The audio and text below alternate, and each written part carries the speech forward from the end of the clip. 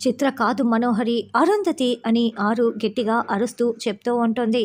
అటుగా వెళ్తున్న ఆరు అక్కడ చిత్ర కనపడడంతో ఎలాగైనా సరే భాగ్యని కాపాడాలని ఆరు చిత్రలోకి ప్రవేశించి ఉంటుంది.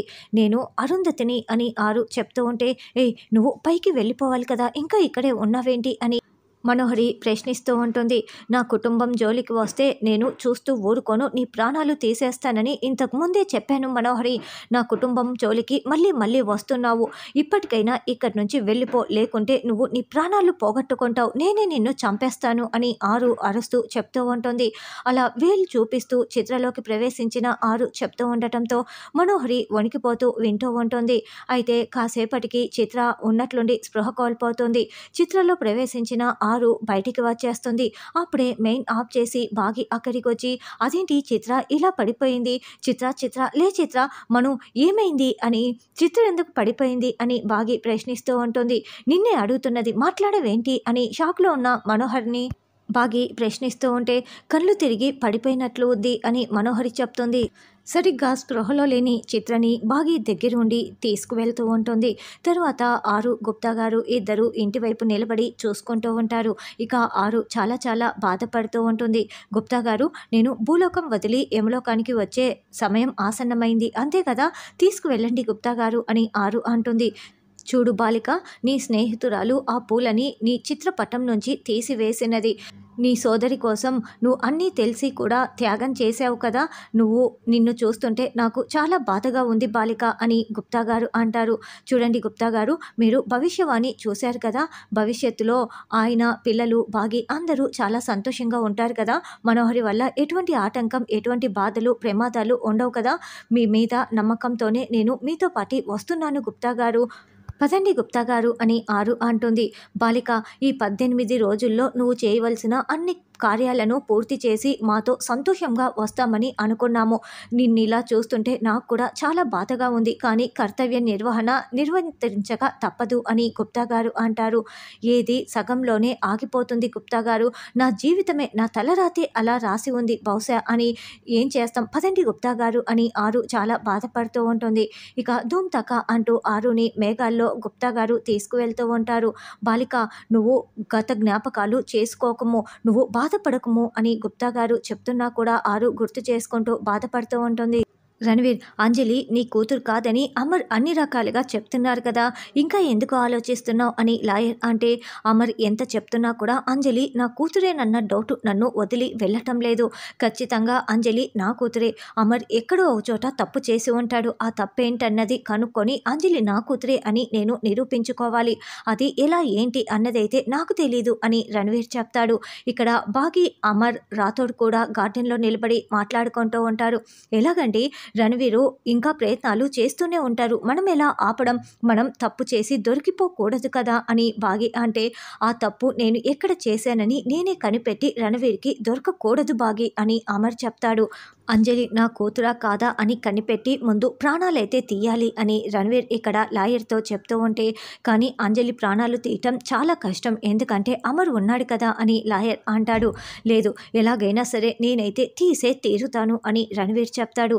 ఇక్కడేమో అమర్ బాగితో, రణవీర్ ఖచ్చితంగా ఏదో విషయం దాచిపెడుతున్నాడు, ఆ విషయం దాచిపెట్టింది ఏంటన్నది మనం కనిపెట్టాలి అంటే రణవీర్ తన భార్య ఎవరో అన్న నిజాన్ని దాచిపెడుతున్నాడు అని అమర్ అంటే, ఎందుకండి అంటే రణవీర్కి తన భార్య ఎవరో తెలిసినా కూడా మన దగ్గర ఎందుకు దాచిపెడుతున్నాడు అని బాగి అడగటంతో, ఎందుకు ఏంటి అన్నదైతే నాకు తెలియదు బాగి, ఖచ్చితంగా రణవీర్కి తన భార్య ఎవరో తెలుసు, తన భార్య ఎవరో తెలుసుకుంటే మన దగ్గర ఆ నిజం ఎందుకు దాస్తున్నారో మనకు అర్థమైపోతుంది అని అమర్ అంటే, అప్పుడు రణవీర్ని ఎలా ఆపాలో కూడా మనం తెలుసుకోవచ్చు, అంతే కదా సార్ అని రాథోడ్ అంటాడు.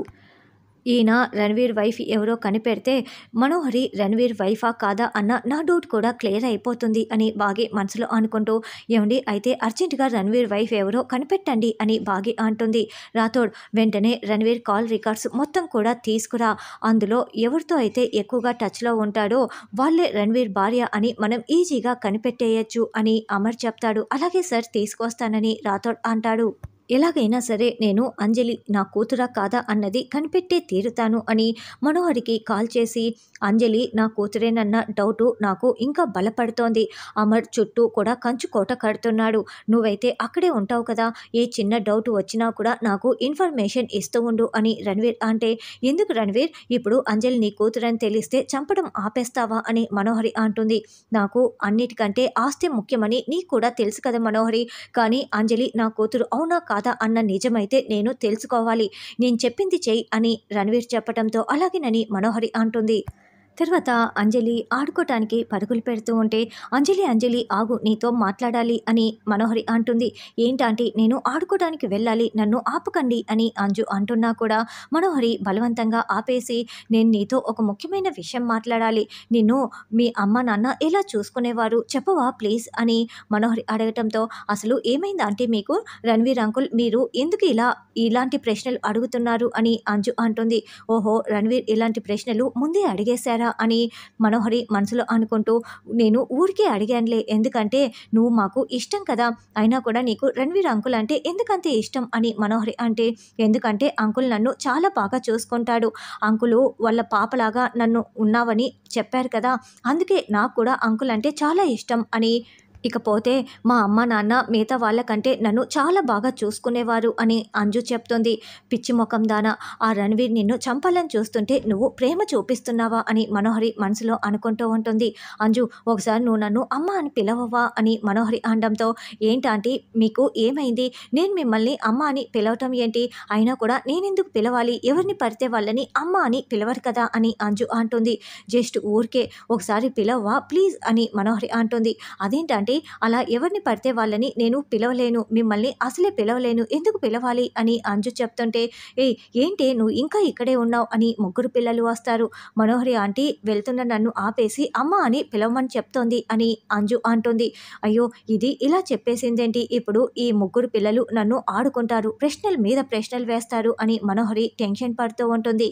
ఏంటంటే అంజుని మీరు అమ్మ అని పిలవమని చెప్పటం ఏంటి, ఎందుకు పిలవాలి అని అమ్ము అడగటంతో, అంటే నేను ఊరికే అలా అడిగానులే అంతే, మీరు ఆడుకోవటానికి వెళ్తున్నట్లున్నారు కదా, వెళ్ళండి అని మనోహరి అనడంతో నలుగురు పిల్లలు కూడా అక్కడి నుంచి వెళ్తారు. అయితే వెళ్తున్న అంజు మళ్ళీ వెనక్కి వచ్చి అమ్మా అని పిలవగానే మనోహరి అమ్మలాగా ఫీల్ అయిపోతూ చాలా ప్రేమగా అంజు వైపు చూస్తూ ఉంటుంది. మీరు అడిగారని నేను అమ్మ అని ఈ ఒక్కసారికి పిలిచాను, ఇంకెప్పుడు అడగకండి, మా అమ్మని తప్పించి నేను ఇంకెవరిని కూడా అమ్మ అని పిలవను, సరేనా, ఓకేనా అంటూ అంజు పరుగులు పెడుతుంది. ఇక మేఘాల్లో వెళ్తున్న ఆరు, గుప్తా గారు, నేను భూలోకానికి వెళ్ళే ఛాన్స్ ఏదైనా ఉందా, ఏదైనా యూస్ చేసుకునే లైఫ్ లైన్ ఉందా ప్లీజ్ గుప్తా గారు అని ఆరు అడుగుతూ ఉంటుంది. మా జగన్నాథునికి నీకు సహాయం చేయటం ఒక్కటే దొరికిందా, ఇంకేమీ మాకు పనులు లేవనుకుంటున్నావా అని గుప్తా గారు అరుస్తూ ఉంటారు. ఏమో, అద్భుతం జరగచ్చేమో, మీరే నన్ను దగ్గరుండి భూలోకానికి తీసుకువెళ్ళచ్చేమో, ఎవరికి తెలుసు అని ఆరు చెప్తుంటే అప్పుడే ఉన్నట్లుండి గాలి వస్తూ ఉంటుంది. ఏంటి ఇలా గాలి వస్తుంది అని ఆరు చేతుల్ని ముఖానికి అడ్డుగా పెట్టుకొని ఉంటుంది.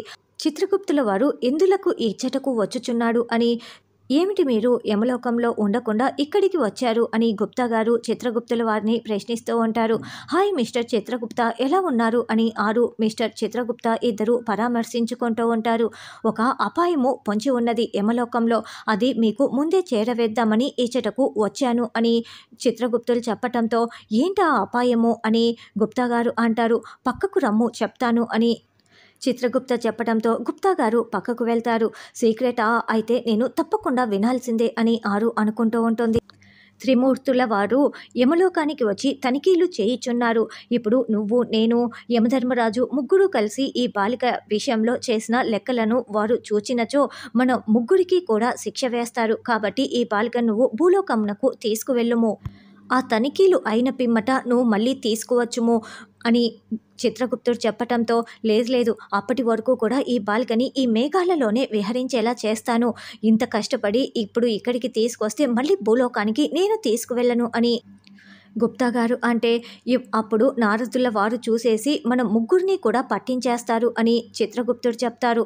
అయితే నువ్వు కూడా మాతో పాటి వస్తేనే నేను ఈ బాలికని తీసుకువెళ్తాను అని గుప్తా గారు చెప్తారు. ఇదంతా ఆరు వినేస్తుంది.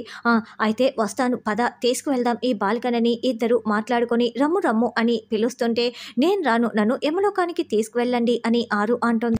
మా మాటలు నువ్వు వినేసి ఇలా మాట్లాడుచుంటివని నాకు అర్థమైపోయింది. ఇంకేమీ మాట్లాడకుండా భూలోకమునకు రమ్ము బాలిక అని ధూమ్ తక అంటూ ఆరుని తీసుకొని మళ్ళీ భూలోకానికి వచ్చేస్తారు.